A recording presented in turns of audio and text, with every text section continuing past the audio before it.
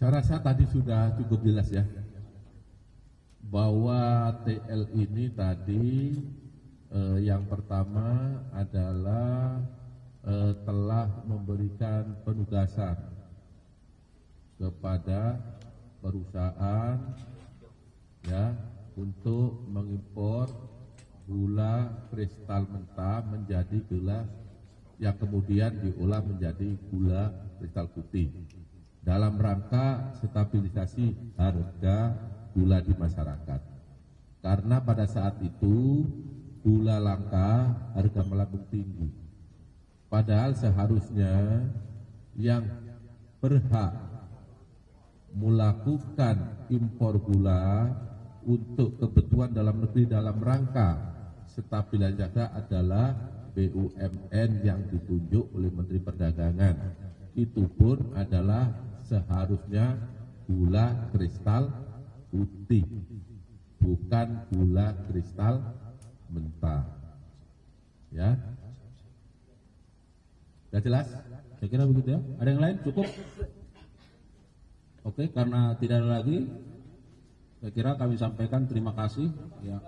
Untuk dari kasus maaf ini dari analisa dari pengadilan, untuk karena ini impor dari gula, apakah dari pihak Bea Cukai juga ada lagi tersangkanya, Pak? Terima kasih.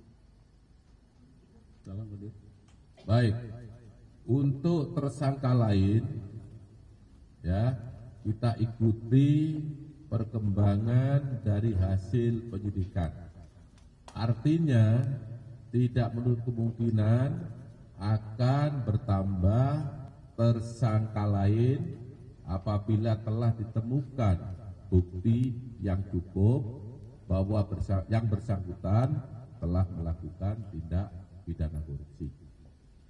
Ya. Satu lagi, Alkah dari Media Indonesia. Ini untuk penegasan aja Pak, dari kapan penyidik sudah menyidik kasus ini? Mungkin dalam hitungan bulan atau hitungan tahun sudah mendalami kasus ini, dan bagaimana nantinya ketika publik menilai ada politisasi di balik penyidikan ini dan penetapan tersangka KTL ini, bagaimana sikap Kejagung merespon? Terima kasih. Baik, terima kasih pertanyaan yang sangat bagus. Bahwa penyidik bekerja berdasarkan alat bukti, itu yang perlu digarisbawahi. Tidak terkecuali siapapun pelakunya, ketika ditemukan bukti yang cukup, maka penyidik pasti akan menetapkan yang bersangkutan sebagai tersangka. Saya ulangi, tidak memilih atau memilah siapa pelakunya,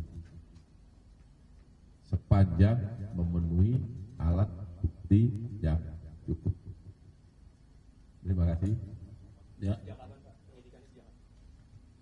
Penyidikan dalam perkara ini sudah cukup lama, sejak Oktober 2023. Jadi kalau dihitung mungkin 1 tahun, dengan jumlah saksi sekitar 90. Tentu penyidikan tidak hanya berdiri di sana, kita juga minta penghitungan kerugian keuangan negara, juga memerlukan ahli, sehingga cukup lama karena perkara ini bukan perkara yang biasa, bukan perkara yang sederhana. Ya, cukup ya. Ya, satu lagi. Pak, mengenai barang bukti, Pak, izin Pak, Bapak boleh. Pak izin Pak, saya Thomas Pak dari Kumparan.com mau menambahkan pertanyaan yang tadi aja Pak. Kan tadi itu penyidikan ya Pak. Kalau penyelidikan itu dimulainya kapan Pak? Gitu. Ya, kita sudah tahap penyidikan setahun. Artinya kalau penyidikan ya tentu sebelum itu ya. Saya tidak punya data ini mulai kapan, tapi yang pasti subsistem daripada penyidikan adalah penyelidikan. Itulah tahap yang telah diatur dan ditentukan dalam KUHP. Ya, cukup ya. Terakhir, TV1 masih. Nah tadi mau nanya soal ini Pak, izin Pak, Ipra dari TV One, soal barang buktinya kan kerugiannya sampai 400 miliar. Ini barang bukti yang udah dipegang sama penyidik ini apa aja Pak kalau boleh? Ya. Tentu kalau barang buktinya gula sudah tidak ya, karena gula kan sudah beredar di masyarakat apalagi tahun 2015 ya.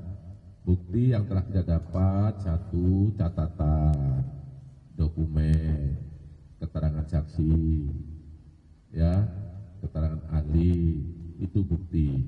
Kalau barang bukti kita dapat adalah dokumen sama catatan, ya, transaksi keuangan. Ini sudah kita dapat semuanya. Siapa yang melakukan, apa isinya, penyidik sudah mengantongi semua.